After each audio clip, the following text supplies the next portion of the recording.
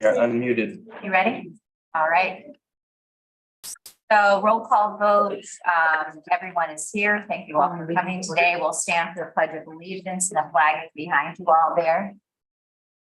Allegiance to the flag of the United States of America, to the republic which stands one nation under God, indivisible, with liberty and justice for all.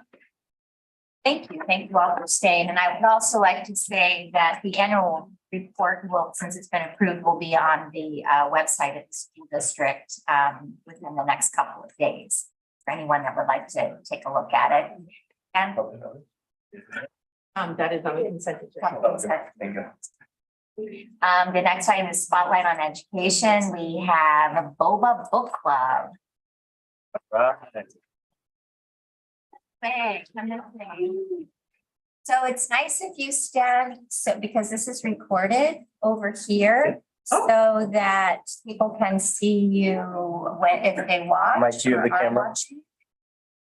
So come on right over here, and if you look right over there, that camera is gonna turn to you guys. There. And then, come on over, come on, you can go over here. And then this is your microphone, so everybody that's watching you can hear you, okay? So if you don't mind introducing yourselves and all of that, that's okay to start, please. I can start. Good evening, everyone. Good evening, board. My name is Lacey Sheldon. I am the Youth Services Director at McIntosh Memorial Library here in town. My name is Siri Tubin. I'm Phoebe Clemens and I do book club. My name is Lucy Kuhner. I'm Gidget Moore. I'm the high school, middle school librarian here. And I'm Andrea Cuna. I'm here today as a community member. Please share. Boba. We kind of started this. There was a history of book clubs before we got here. Want to give us a little history of that? Sure.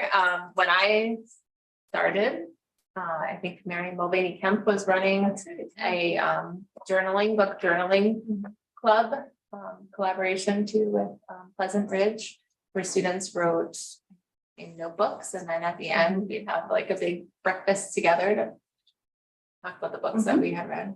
And that program was called Journal Buddies, and that was awarded at the Wisconsin Library Associations as one of their innovative programs.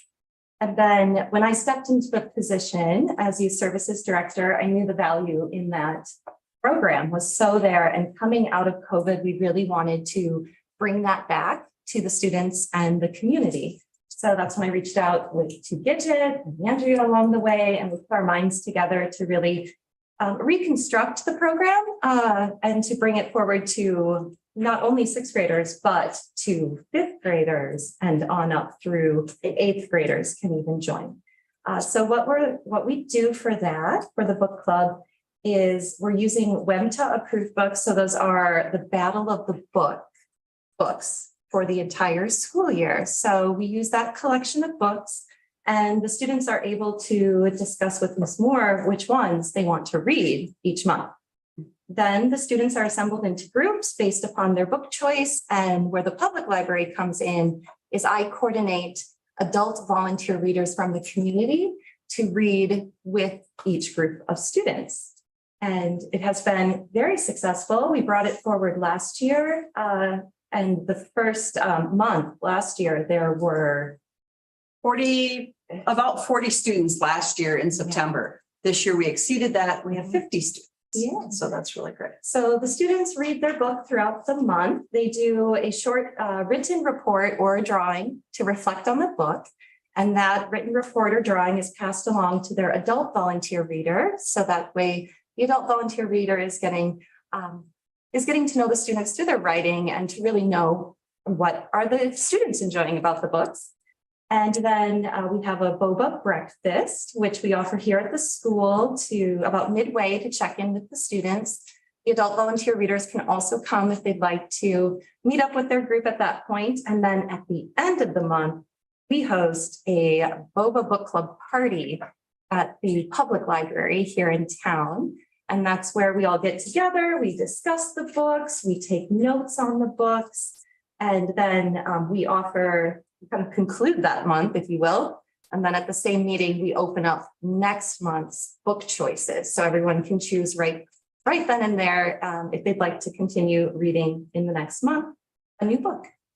And at the Boba Book Club, the Boba is really a great incentive for the students to participate. Boba is a non-caffeinated drink, which you have here in front of you. We also have 4 more in back. So if anyone would like one, please raise a hand. And so it's really fun for the students. They tend to really like this. We also have healthy snacks available, which we passed out for you here tonight as well.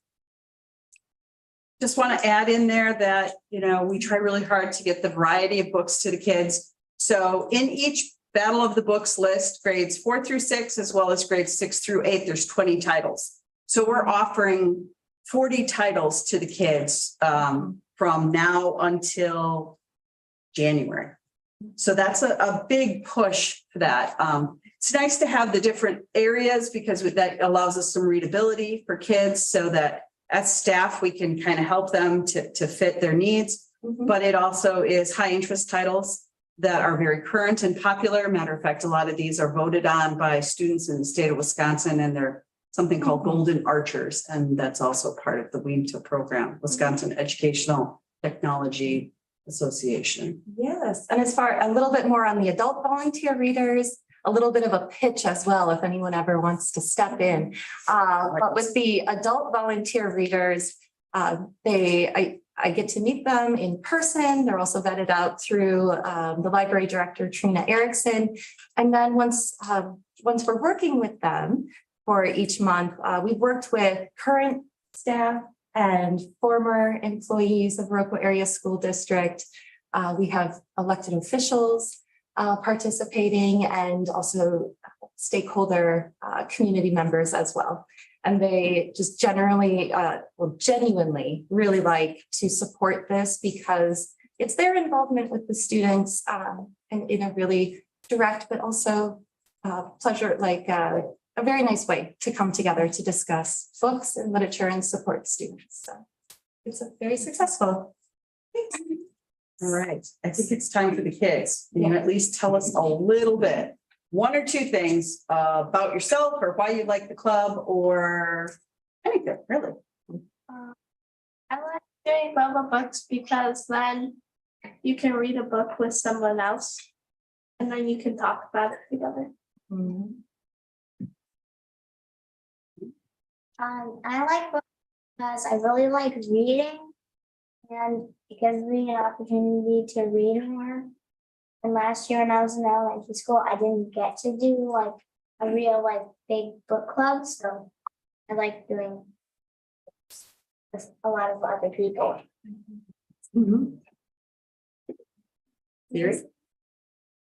I think it's really fun because like Phoebe said, we get to connect with other people and especially because the books that I pick out, I probably never would have picked off of a shelf, but then I tend to really love them. So do you like the competitive part, like competing with other schools? Or do you not compete with other schools in Battle of the Book? It's one of the fun things. It can be either or both. Once Boba finishes in January, Battle of the Books start. Oh, I see. So the kids can use the same books that they've just read for fun for the battle. And then they're just brushing up.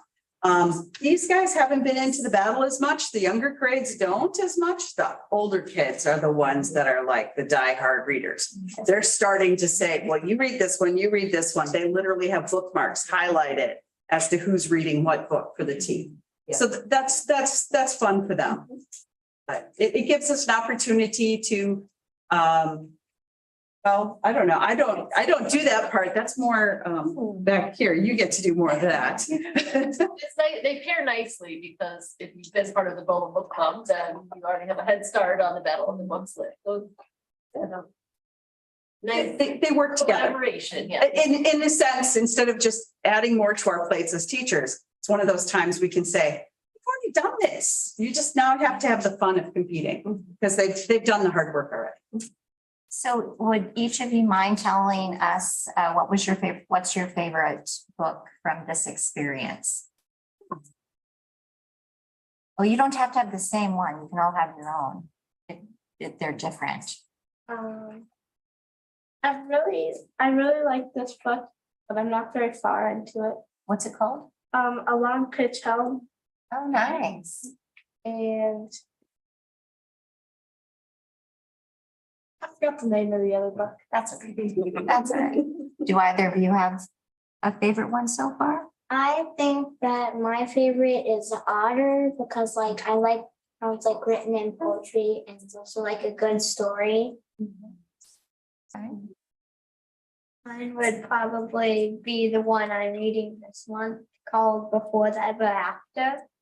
The author really makes you feel like you're in the story, which And you read a book by the same author last year too, right? yeah. Yeah, that's really nice too. Yeah.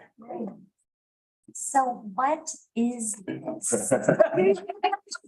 Is that too much to ask? Because I have never heard of it before and it's delicious, by the way. So this is a non-caffeinated boba tea drink. So the base is like a cream-based mixed drink of strawberry flavor.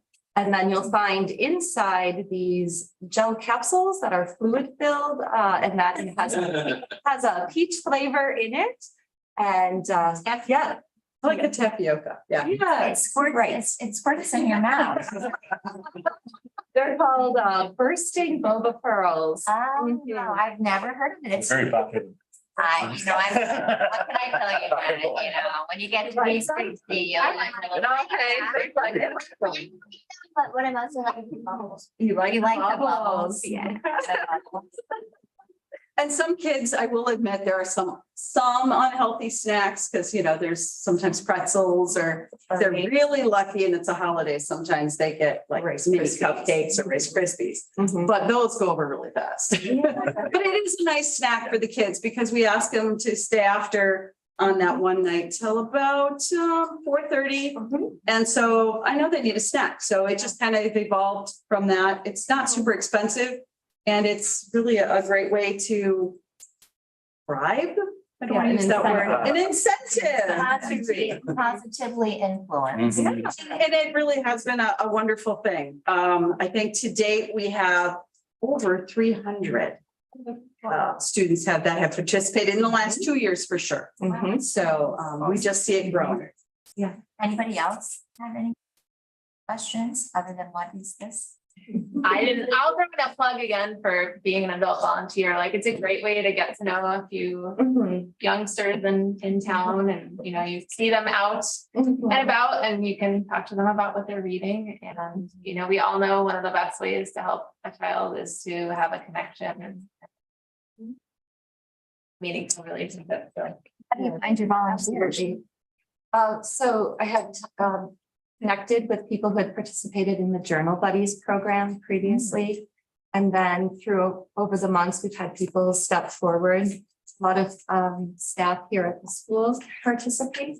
Some parents, which is always nice, some grandparents, Mhm. former librarians in our Mhm. communities.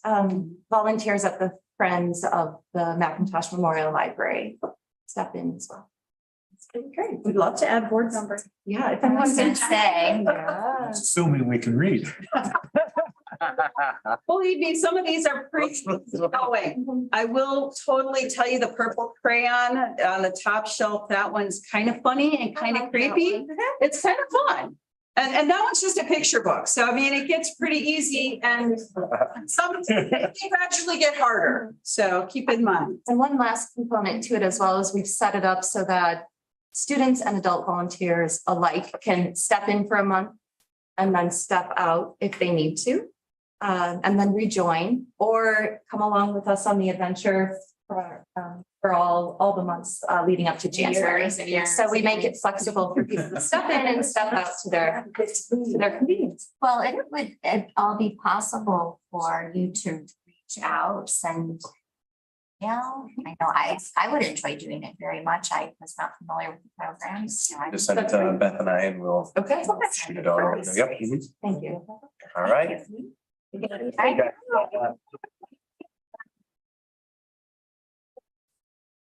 All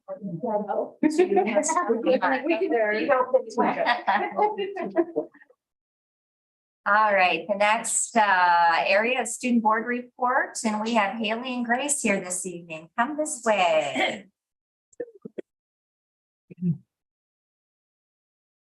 I don't know how you're gonna follow up boba tea.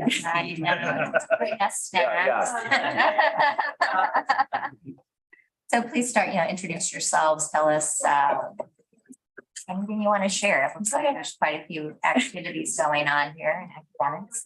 Yeah, I'm Grace Stuber. I am a senior and my plans for next year are going to Western Technical College and across and getting my gen eds. That's my plan for now. I'm Haley Jagmead. I'm also a senior, and for now, my plans are undecided. We have homecoming coming up the week of the 9th in October. And this week we have a volleyball game against the volleyball team and the football team. So, and resource. So we'll see how it goes. Who will win? Volleyball. That was confident.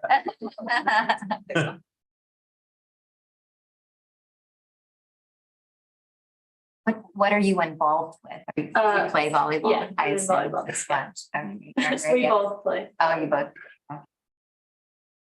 I was there for. That was awesome. Yeah, there's a lot Really of people. close game. Yeah. What else would you like to share?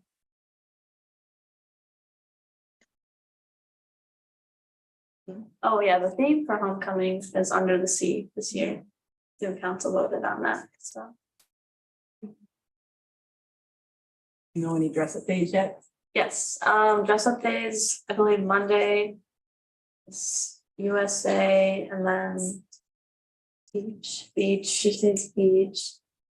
Wednesday is Barbie and Ken.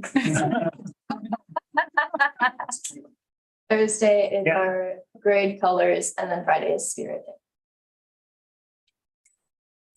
No toga day. Very fun. So how about the? Yeah, no toga day, sorry, man.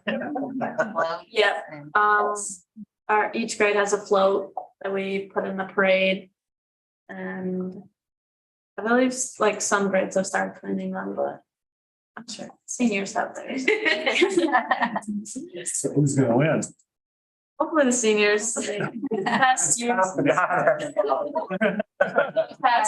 we haven't done so great. It's fine.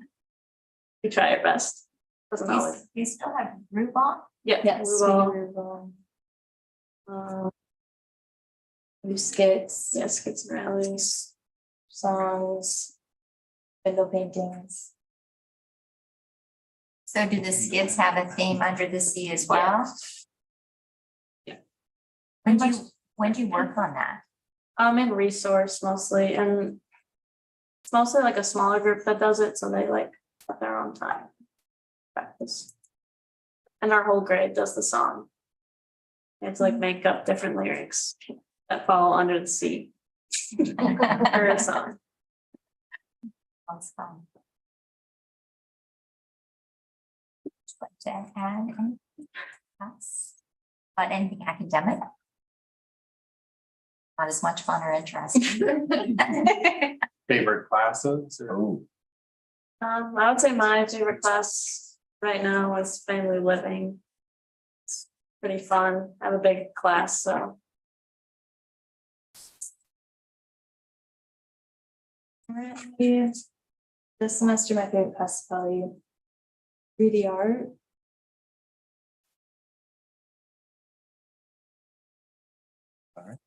Well, thank you so much for coming, and we look forward to hearing more as the year comes around. If you come back in front of us, if we didn't brighten you away. But we wish you, if you don't end up coming back to another meeting, we only wish you great success moving forward after your high school experience. Thank you. And, thank you.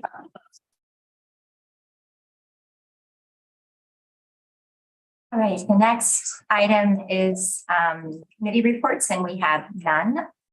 Public comment, have none. Consent agenda. The consent agenda is approval of the agenda, proofs of public notice, August meeting minutes, voucher summary 1, and the amount of $427,503.32. Resignation of Hannah Big John, BAMS E2 teacher. We have no appointments. Second. Discussion? All in favor, vote by saying aye. Aye. Opposed?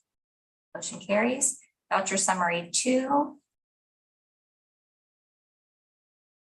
In the amount of $243,776.22. I entertain a motion of approval. Is there a second? Second. Any discussion? All in favor, vote by saying aye. Aye. Opposed? I abstain. The next item is mission, vision, and strategic planning. And we have. Yep.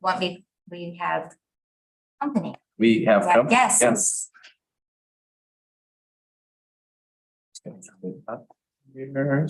Share it. All right. So I'll just do a brief introduction. We have 3 members of the community here to present on our 23 through 2028 strategic plan. They're Eddie Pahusky, who's a member of our community, Paula Pratt, a parent and a member of our community, and Scott Benzing, who is a teacher. Welcome. Thank you all for taking the time to come. We appreciate it. Pleasure. So we're gonna do a team presentation today, and I'm gonna start with a process. And Tom used 2 words that I picked out earlier: expectations and structure. So for everybody in this room with diverse expectations, how exactly would you like to do that? And by what structure, by what path, by what methodology are you going to deliver on those expectations?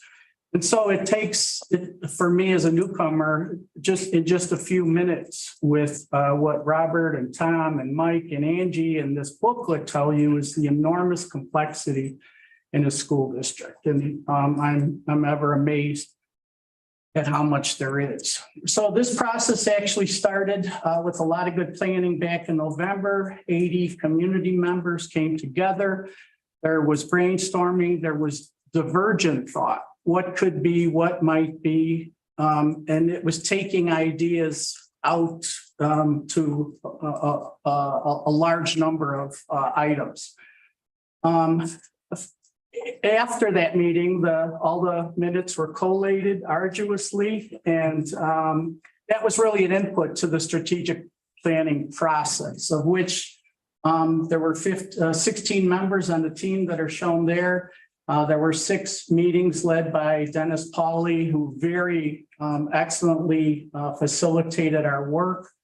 And what our work was really intended to not do is shown in the next slide. And that is to not end up with something like this. So the title says assessment of school district focus, but it's easy for me to say from my work in the business world and in other organizations, that's not uncommon in a lot of organizations, companies, institutions, governmental agencies, and one might even argue on the field for the Green Bay Packers yesterday in Atlanta. So that image I really like. That image could ask questions about where are we going? How are we going to get there? Who's doing what? Who's driving? What's more important? What's less important? What's the timing? What's the order? What's the methodology we're going to use to take all this complexity and to make it work? And then the next slide is yet another image that we would like to not have when we're done with this. And that is without stating what those expectations are, without having a plan, without knowing at every level in the school district what's expected and what are we going to do, and very importantly, what are our measures of success? That is exactly what we don't want to see. I'll turn it over to Scott. So starting with our meetings that we had in November with the community, that we found out some of the very important things that our community holds dear, ideas that they have about the vision of the school district. But if we don't focus on exactly what our mission and our values and the way we're going to do things is going to be, we're going to kind of have what we call the shiny lure effect. And this is one of the things that was talked about with us quite a bit is there are a lot of ideas out there. And there are a lot of really great ideas and a lot of really great ways to solve problems.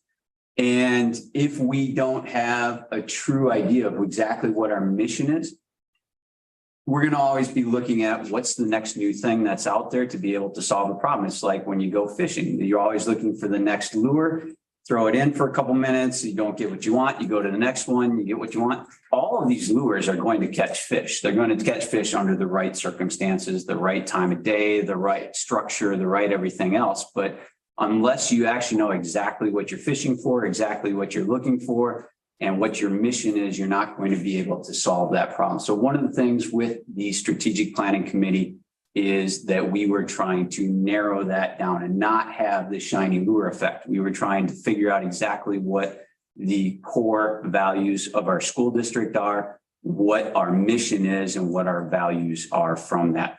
And so if you go on to the next slide there, we're looking at not taking all of these different ideas and just randomly throwing them at the board and hope we hit a bullseye every single time.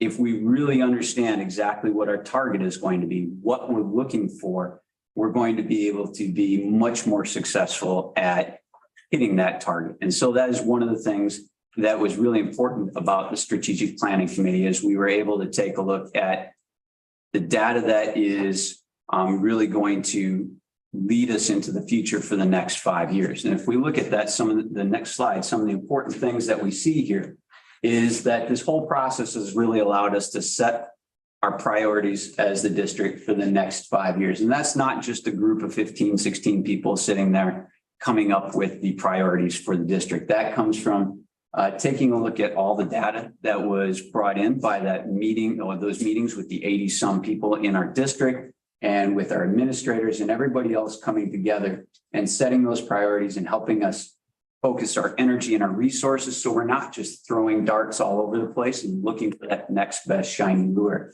We're going to be able to strengthen our operations and make sure that all our stakeholders here are working towards a lot of our common goals.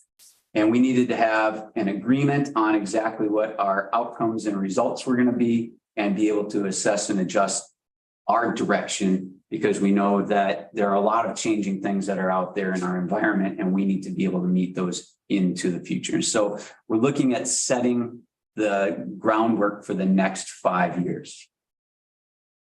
All right, and I'm going to tell you a little bit about the process, which I love. I love getting together with people and just hashing out details. And so the three things Dennis took us through, we started out with where are we now?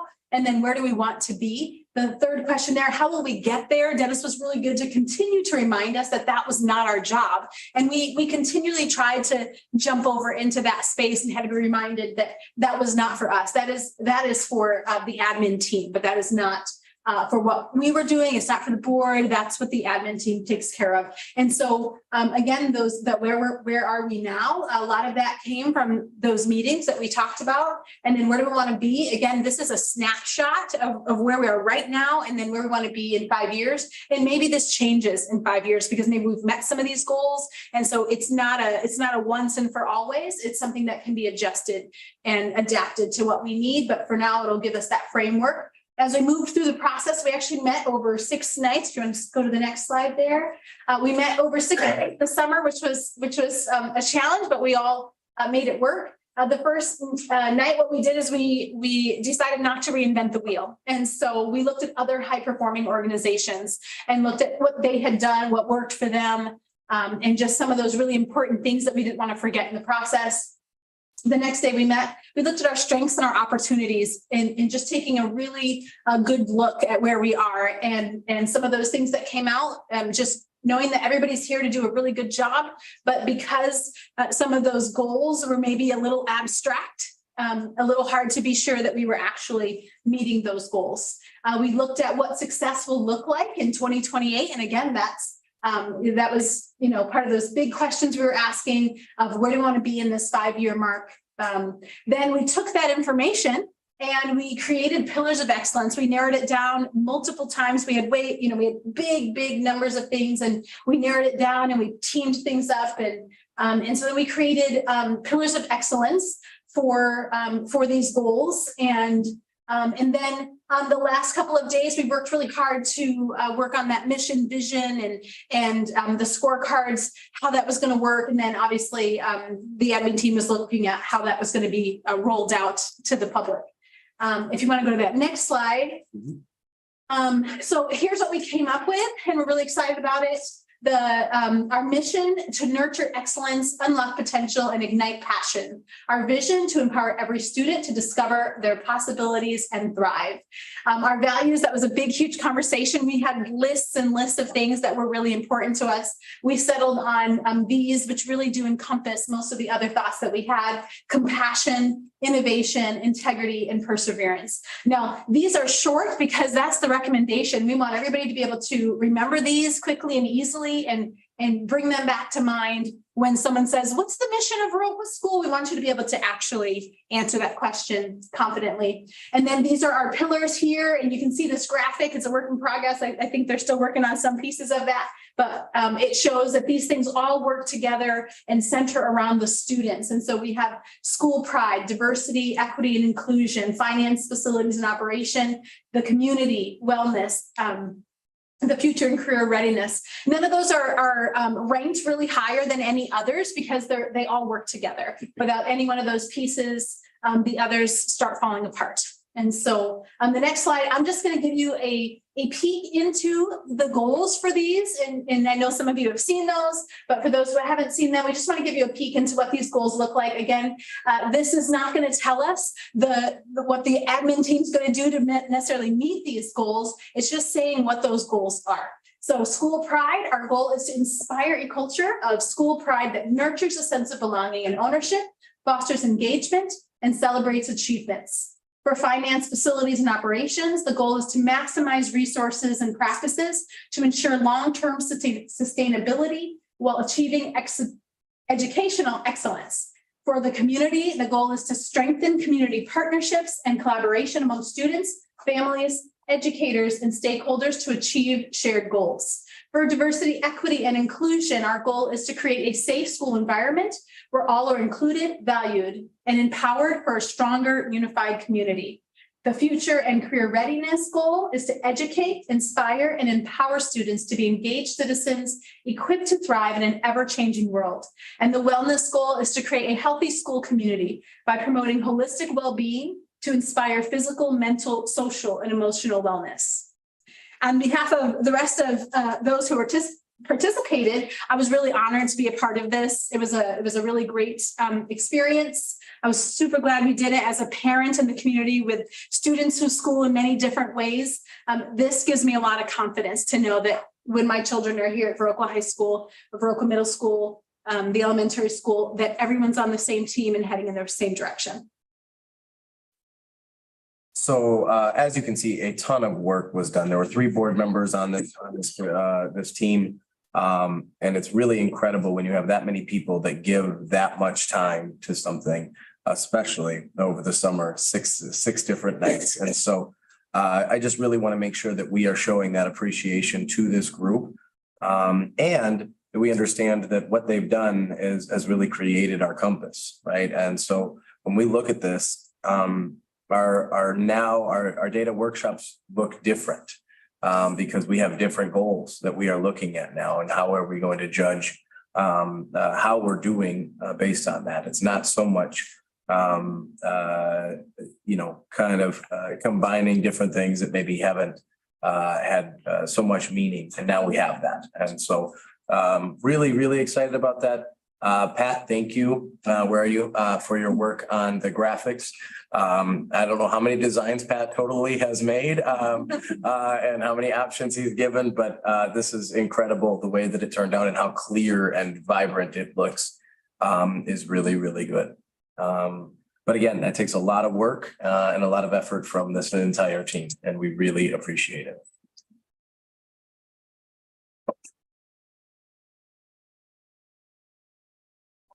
Again, for your time. It's a beautiful summer. It's just 6 of your evenings were taken, not to mention the others that you were thinking about this and working on this. Thank you for the presentation. With that, yeah, we need a motion in a second. I will move to approve the Viroqua Schools mission, vision, and strategic plan. The mission is to nurture excellence, unlock potential, and ignite passions. The vision to empower every student to discover the possibilities and thrive, and the values, compassion, innovation, integrity, and perseverance. Is there a second? Second. Any discussion? I have one comment, and I shouldn't hear mad, I guess, but these aren't really surprising. I think they're things we've talked about as a board and administrative, but it's great that they put it on paper. They did the work. It's amazing. Thank you very much. Absolutely. It's very concise, it's very clear, and it also allows for some flexibility in some different areas to some innovative ideas, and the students are in the center. So that was great. And I'm also going to say, you did a great job with the design, because we threw out a lot of different things. And then at the end, everybody was like, oh, we like the keys. You know, it's opening up students, opening up ideas, opening up opportunities. This is something that will be displayed in the school. Sorry. Yep. We absolutely can display it in the school. We can put it on our website. It's going to be what you're going to see now on all of your board agendas and everything moving forward, and especially at our data workshops. We come back to, remember, let's look at this as the zoom out, right, before we zoom in, and just making sure that we are staying in alignment with what our community expects. And so that's what's great about this. This is not one or two people sitting in a room. This wasn't also a quick process, and we did that intentionally, and we talked about that earlier. Like, a lot of districts take this and go, all right, we're going to sit down, and in 2 hours we're going to have this all churned out, because you can put a bunch of buzzwords in and it not mean anything to anyone. And so this is that we did not want that to be our process. Wanted our process to be one that is truly a community process. And it was great. That was an awesome. Robert, how's your bubble tea there? He's choking a little bit. I got about 3 of those. Yep, Bang, bang, bang. it burst. Yeah, so just an awesome opportunity. And this was also part of the community meetings last November of what people wanted. And so incorporating all of that together was a bonus. Plus, we'll meet again in November. That's hopefully even more community members will attend that. I don't know exactly what that's going to look like at this time. But when we do that, then we'll be able to bring that, because people said. So it'll be great to see the actions that take place. So next steps in that process are for Dennis to continue to work with the admin team, which he's going to for the next year or so, working with us roughly for monthly meetings to create those scorecards and essentially go through what assessments do we already have to assess each of these categories. What ones do, what assessments do we need to look into? And that doesn't need to be anything crazy for some of these categories. Financial, is one that it's pretty simple most of the time. You have a balanced budget. Are you putting your money where you say you're going, where we say our priorities are, and doing an indicator for that. Those are kind of some of those big pieces. But really, that's what our data workshops need to be focused on now, is we're gonna take this pillar and we're gonna look at it during this month. And maybe it's a pillar or two on some of the other ones. And not necessarily, and again, not that we were sporadic, it was based on when data was available and kind of how we built that other calendar. But this one definitely gives us more clear direction. It doesn't need those things. Right? Yep. And again, as you can, I think it really flows very nicely and coordinates very well with what we've been already been working on the last couple of years. So it's like kind of like you said, puts it in writing and now we have that target. And now let's go get it. And I'm hopeful that this will be part of our annual meeting, how that's all going to tie in together and how those goals have been met, what has been done to accomplish that. So brings clarity to what we're doing. Any other discussion? With that, all in favor by saying aye. Aye. Opposed? Motion carries. So thank you all once again. The next item is donations over $250, and we don't have any for this month. District Administrator report. We have facility planning, early learning center update, community conversation update, and enrollment. Yep. All right. Excuse me. Let's try. I'm gonna switch away from the boba tea though. Okay. It's very good though. It's very good. No, I don't need to share. We're good. So facility planning update, as Robert talked about, we are in the current bidding process right now. So plans are done. They have gone through the full vetting process. We've had to make adjustments all along the way for random pieces sometimes, things that structurally are buried on this property in places you wouldn't expect them to be, all the way to this is a load bearing wall that we just did not see originally, or did not know of originally. And so that process was outstanding. We've talked about this over and over again. Myron and HSR have been unbelievably helpful and have walked us through that process and guided us through that process in a really, really positive way. So we had one of our days for contractors to be on site. So as you know, one of the perks of the way that Myron does their bidding process is any contractor can bid on a job. And so that allows, in the example just from Westby, over 60% of their work was done by local, contractors and not by Myron. And so that's one of the huge perks and why we definitely like that process. It's a very open process. And so what they do is they have days like we had last Friday, where we had 25 different contractors from all different sectors of that population on site to walk through our district and look at the different pieces to see plans and to move on from there. And so that was incredible, especially when we compare it to our last major project. And Mike and I were just talking about this today. When we did our major HVAC project, we had 2. And we barely got 2. We had to kind of beg them to come. And so to have that many people here and interested in a project like this is incredible. And that's always going to help when they see that there are a lot of other people that want this business as well. And so what we're hearing about going to bid in September versus some of the other months is that it is much more reasonable, because it's kind of a weird time for a school year to kind of be going to bid. And we did that intentionally so that I'll get there, so that we can get that better pricing. And so over the last month, we've had 2 districts that have gone and done very, very well and come under budget with their bids. And so obviously we would love for that to happen. Absolutely. And because we've got a lot of great work and these projects are going to be so great for our district moving forward. Any questions on the facility planning update? So with that, so the bidding is this month. And then work would start in January. Now, some of the work has already started, as you can see behind our building, where the greenhouse foundation, the foundation walls have been poured, and I believe they're gonna pour concrete on the floor as soon as possible, as soon as the weather is right for it.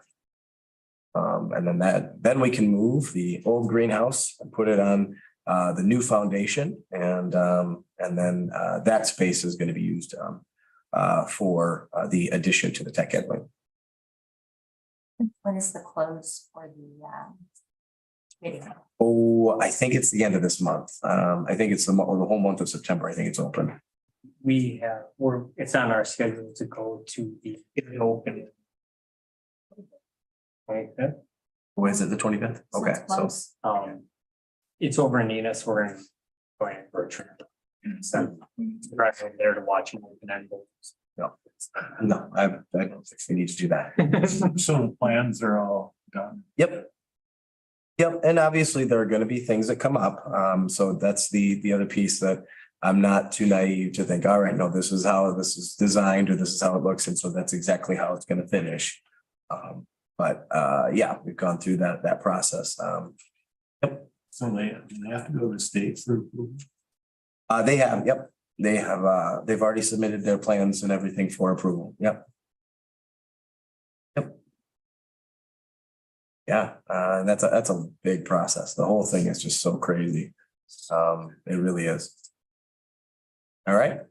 Early Learning Center update, we kind of heard that already. When we look at this, we're gonna be, right now, we've got 44 full-time children registered, 18 school agers for the summer, and we also have 6 wraparound care students right now. And so when we look at this, it's based upon what we kind of projected for us. We're ahead of where a lot of childcare centers are at this point. With that being said, obviously, we want to expand as much as, or as quickly as we can, but we have to do that, as we said earlier, in a sustainable way. And so the conversation initially was, all right, how do we need to get staffing for 1 room per age group, with the assistance needed to open and close and make sure that we can stay within ratio. And now the conversation is, okay, when we get that waiting list to a level that can sustain a new teacher, that's when we go forward with that. And so we have waiting lists in all but the 2-year-old age group right now, which is continued to hold true since March. So it's gotten better. I can say that, but obviously we could open more infant rooms, but that creates a bottleneck later. So we've had to be very aware that we can flex some staff right now, that we may not have that flexibility later, down the road. And so we've got to be very aware of that, and Sharon's doing an outstanding job with that. Excuse me. Sharon did another business cohort to kind of even further the business plan that is laid out for the ELC. And for doing that, she received a $5,000 stipend to the ELC, which is a really nice job piece there. And she's working with the construction class to build a playground, and they're designing the playground, and we'll be building that in the spring. They are waiting until the spring, just with the way the courses fell. So the students will design the playground, and then we'll actually build it in the spring, which is incredible that our students are able to do that and have an opportunity to do that. Great idea. Who thought about it? I'm not sure. I'm so sorry, guys. This is brutal right now. Community conversation update. So we are working on dates. Any other questions on the ELC? So, yep, we're going to continue to, as soon as we have a waiting list that supports us hiring another teacher, we will then move forward. And that's the routine that we've been getting into the last 2 hires now. So I'm sorry to keep you talking Yeah. here, but so do we have any students in any of our classrooms that in the high school that are working over there as well? We had one over the summer. We do not right now, but we did just start. No. What's it called, Jason? The ACCT class. We just started that. The assistant childcare teacher class. So we had not ever, or had not had that in recent history. And so now we do have that, which is going to, be very, a direct, type of, relationship there so that they can get their hours for the class. And then we definitely see that as a springboard into employment. Okay. Community conversation update. So we are just looking to verify dates. We're looking at a early November timeframe again, waiting to verify dates with Dennis to come in and help not necessarily facilitate the process, but essentially be our storyteller, just like our community members were tonight, and walk us through that process. And I think he's really excited about the opportunity to walk us through, with that community group. So everyone will be invited to that. But specific invites will be sent out to those 80 members that gave their time in November. So those will be an individual invite to those people, and more of a blanket invite to anybody that would like to come to attend. So when we have those dates finalized, we'll get those out to everybody as soon as possible. Will that be a 3-day event as No, it'll be a 1-hour event with some food.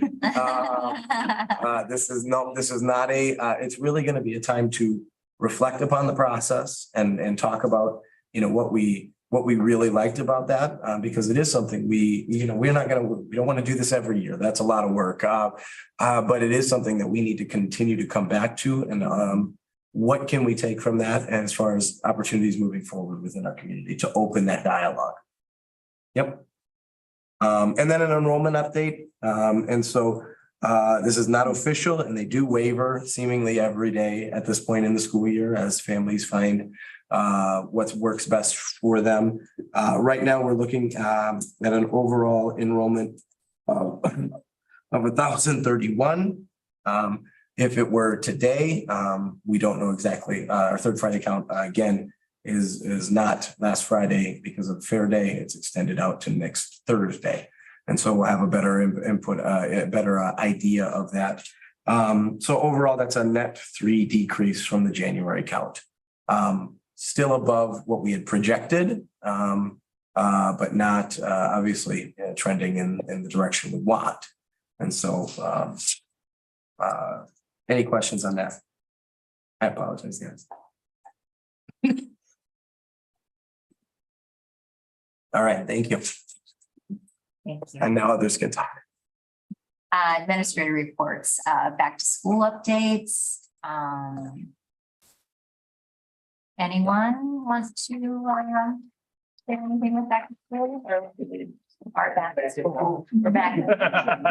It's going great, Perfect. I think. At least at the elementary, one of the bigger, more noticeable changes was the pickup drop off. Switching it to way it'll look like next year once construction is done, and it's not perfect because of construction is done, but it's going better than expected. It's pretty smooth. When that's the biggest thing we're talking about, we're doing everything else really well and staff. This is a shortened summer. Doesn't sound like a lot, but that's the big vacation. And majority of the staff gave up a week for Orton Gillingham training, and they're starting to dabble in that and see some neat results and some eye-opening things that I think staff are saying like, oh, this could be a piece of this already, which is pretty cool. Yeah, we're off to a good start. Yeah, I'd say that it's hard to believe the end of this week is mid-quarter. Back to school, but we're a ways into it.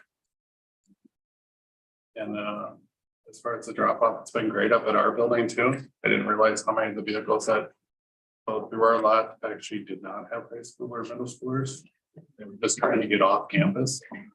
So it's really decreased the traffic flow up in especially the southernmost part of the main high school. All right, we'll go to the next item, which is the 23-24 assessment schedule. Stuff.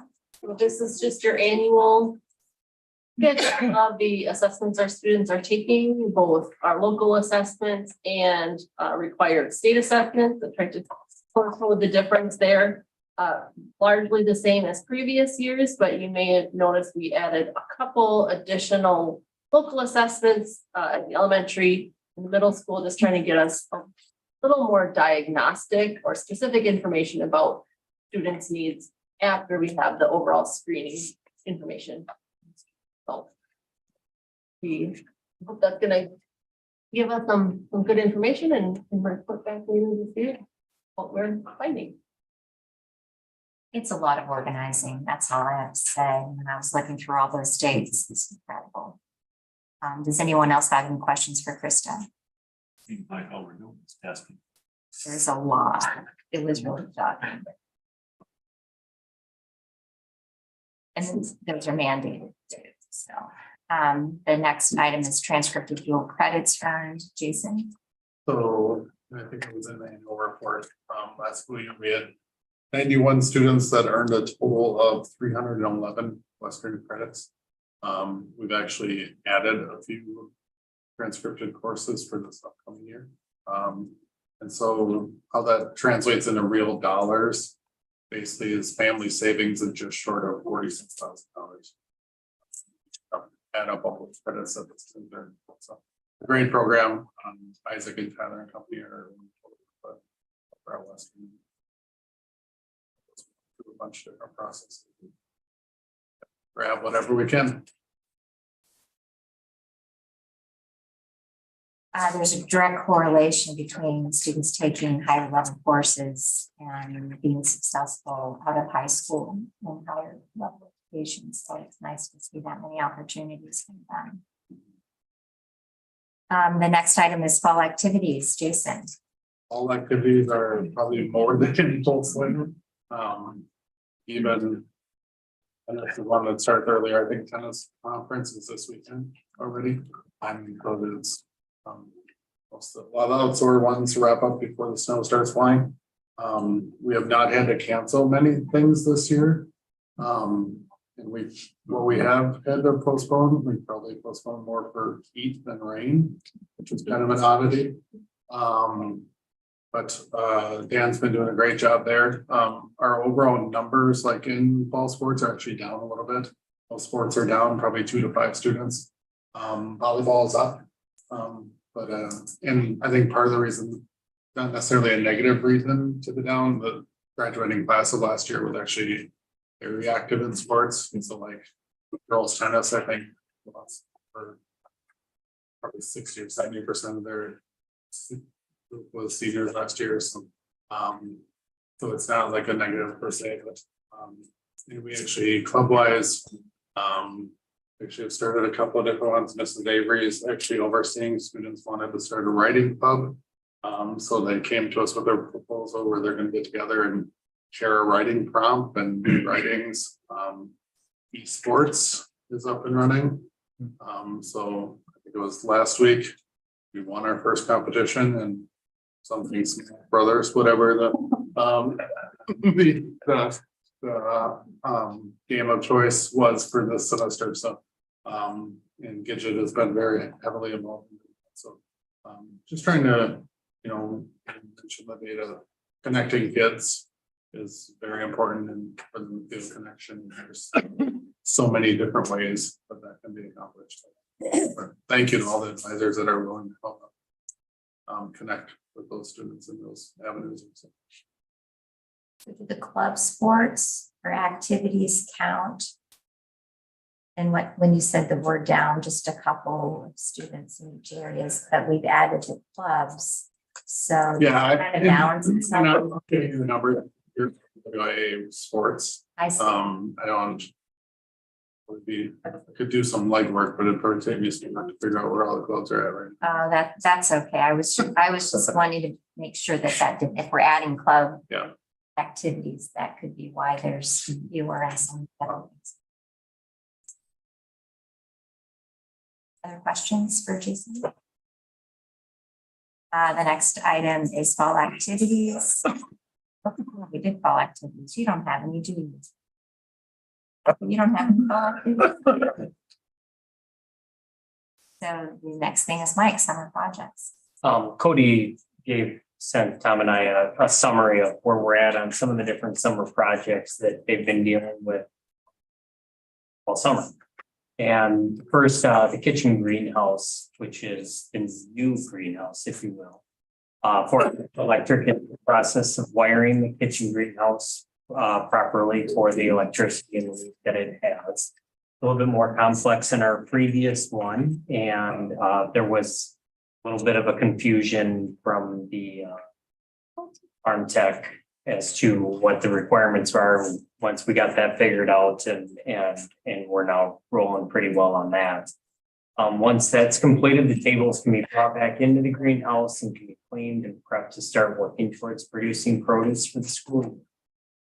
The ag greenhouse, which we're going to call the old greenhouse, Cousins Concrete demoed the old foundation of the garage that we moved, and has the foundation walls poured for the relocation of the ag greenhouse. Floor for the ag greenhouse is prepped for pouring. They were working on that today. And once completed, the process of moving the greenhouse can take place. That won't be done by us after seeing how we did with the garage. That will be professionally moved and reset on the new foundation. Cody anticipates that within the next 2 weeks to be taking place. 608 Plumbing has water to the new ag greenhouse foundation. Again, we had to be real careful as we set up that new greenhouse to have it match up with what we're doing in the tech ed area. And so that all is at the right elevation, and that we're not putting a water line in a location that is going to be dug up in 2 weeks or 2 months. And so that's good. And forecast has been relocating the wiring for that. The elementary air handlers seem to be running very well with such a hot and humid at times this summer, and starting school early. It's been a good test for them. I think it's been working really well. And then the barricades and traffic rerouting, county highway department and the city helped get those barricades over here.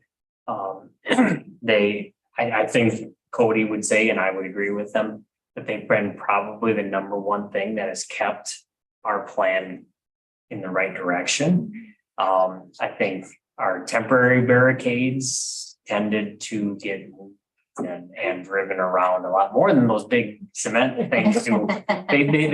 They scream, "We're serious, don't drive here." So, preemptively changing the traffic route to accommodate the renovation and future changes has been, in Cody's impression, a positive change. It definitely, between the buildings, just feels safer. I was thinking of it the other day when, seeing a bunch of kids walking between the buildings and stuff, you just didn't realize how much traffic was flowing back and through there, both with students and parents. And it should only improve further and hopefully become more user friendly, especially on the other side of the elementary when the construction is completed. And then arrangements for the district office move are being coordinated with district office staff, which should start taking place already in mid-October.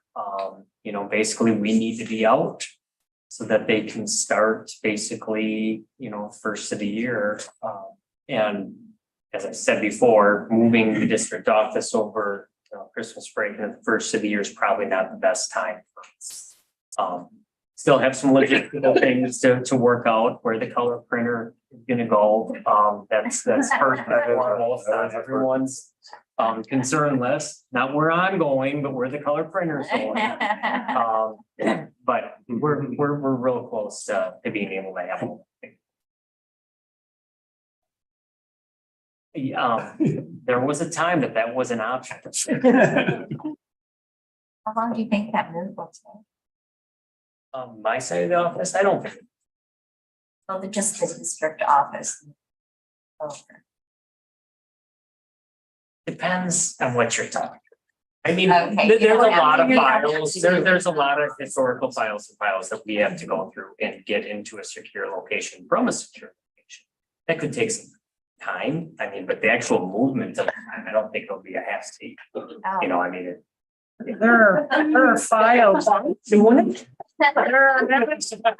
think it's up to a week with logistics, so. Yeah. Half a day, we heard it. There are MSDS files. Computer walking across 50 years ago. That's A lot of stuff in there. that's how long is it gonna take us? That's what I would do. It may take a little longer than that. There's a lot of files in there. Half a And day. they, I mean, What do you think? You're just picking up your computer and walking over? For him, it'll take half a day.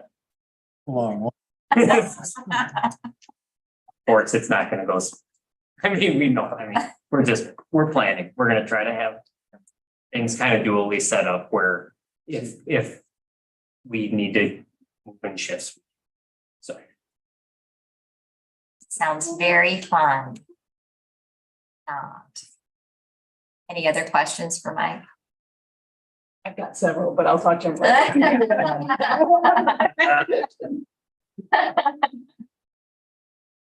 Laurel High School update.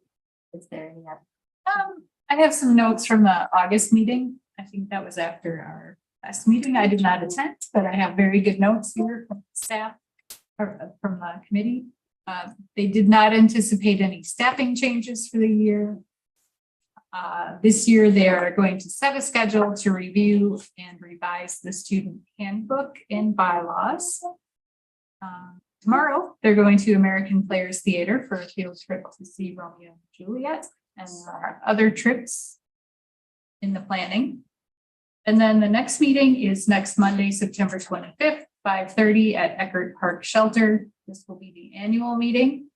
The notes said they were looking for 2 new governance members, so they will be voting on new members. And afterward, dessert potluck. The next Monday, if you're looking for some dessert, come over to Eckerd Park. There will be a bunch of families from Laurel. That changes everything. I was gonna say, but doesn't that mean you have to bring the dessert? You just come and there's usually Way too much. Is there gonna be boba tea? I liked that. Thank you. The next item is Dan's update, Pat. Yeah, VAM's Governance Council met tonight. Like they do on the third Monday before the board meetings. To the Governance Council's credit, they're very organized and focused on being good stewards of the contract that was renewed. Very organized, going through their key performance indicators, one of which is making sure they're fiscally responsible, so partnering and being a good partner with the district. So kind of a learning process, but Mike, kind enough on a busy night to give a half hour, 45 minutes of his time to come over and, present last year's budget, actuals, and then this year's projected budget for their approval. Also looking at enrollment, which is one of the performance indicators. We're doing fine. We're at 90% capacity, and performance is stable at 75%. They're looking at a SWAT date in November to again continue to understand the governance council's role and how they operate. Yeah, a good problem to get out of the contract last year. Took a lot of time, a lot of needed time to make sure it was a very clear renewal. And now that it is, it's just being good stewards and good partners between the district and the governance council. Yeah, up to a good start. WASB Fall Regional 6 meeting. I know that Kim signed up virtually. We spoke about it actually not providing much information in the last couple that we've attended because everything was is already out there and it's already given to you before you attend, and they basically read a PowerPoint, which that's all they're going to do. They should just forward the PowerPoints. But if you would like to attend, please notify Beth. And Kim, if you don't mind, when you attend virtually, to give us an update on what your thoughts are. They Or if do, there's anyone else that would like to attend virtually. or if there's anyone else that would like to attend. And we appreciate anybody that's willing to do that. And Kim, if you don't mind speaking to that, the next meeting after. Yep. And then I also have for the legislative update, in the school news magazine that we get, I find many times it has some interesting items in it. There's an article about AI detectors spotting cheating. And that was an interesting read. It said they cannot be 100% accurate to test if someone's been cheating, which I was actually a little bit surprised. Affordable connectivity program, and this is to help eligible households to get discounts up to $30 a month for broadband services and internet connected devices. And I thought that was a plus, that there could possibly be some dollars for people who financially can't afford some of the prices of those items. There was a very good article on declining enrollment. 314 schools in Wisconsin's school districts are experiencing declining enrollment right now, or that's from 22-23. Schools still have the same expenses, but fewer students. You're still trying to offer the same courses, and you're trying to have the same teachers providing services. But if we have 3 fewer students this year, that doesn't mean that we can reduce our costs. So many schools in Wisconsin are experiencing this. And this is leading to budget deficits for schools with declining enrollment and difficult cuts that many schools are making right now when operating referendums are failing. There's also declining enrollment in most states and nationwide. There's also an increase in students with disabilities nationwide. It's 1% since 2020. And so I thought that was just an interesting piece of information. I don't know why that is, but there's an article about it. And there's an article about what the state budget means for K-12 education and how it doesn't meet the needs of public education today. So if anyone wanted to refer to that, I thought that those were some pretty interesting articles. They don't necessarily give all of the answers, but how many of our legislatures do not understand school funding and what our school districts need to be successful. That is what I have to that. And with that, is there a motion to adjourn? Second? Second.